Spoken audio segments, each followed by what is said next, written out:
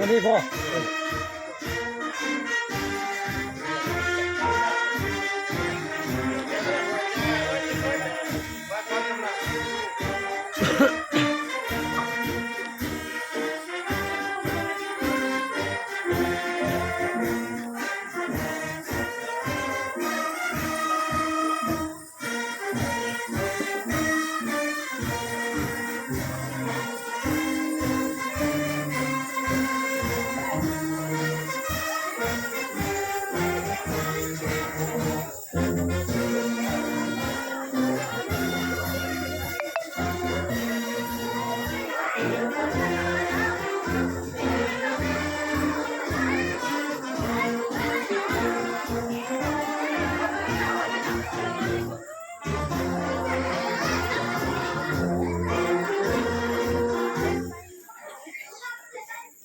ต่อไปขอเรียนเชิญทานคณะประธานและแขกทุกท่านเตรียมเคารพธงชาติ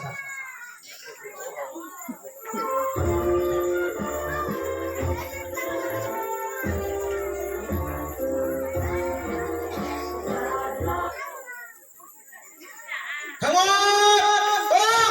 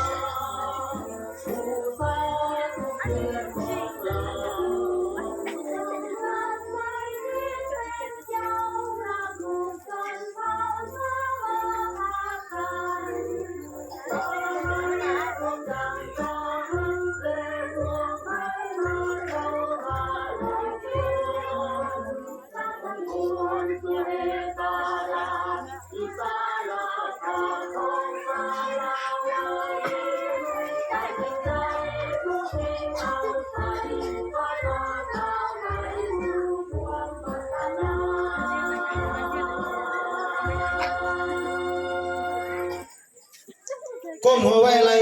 ถึงดวงวิญญาณสมศิษย์พักพนักงานทหารตำรวจตลอดถึงพ่อแม่ประชาชนที่เสียสละชีวิตเพื่อชาติเพื่อประชาชน3 นาทีก้มพัก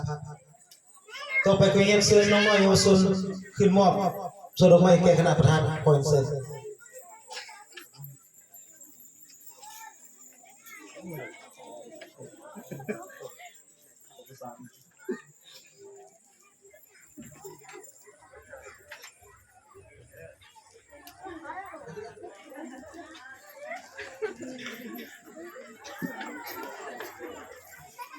ขอเรียนเชิญคณะประธานนั่งพัก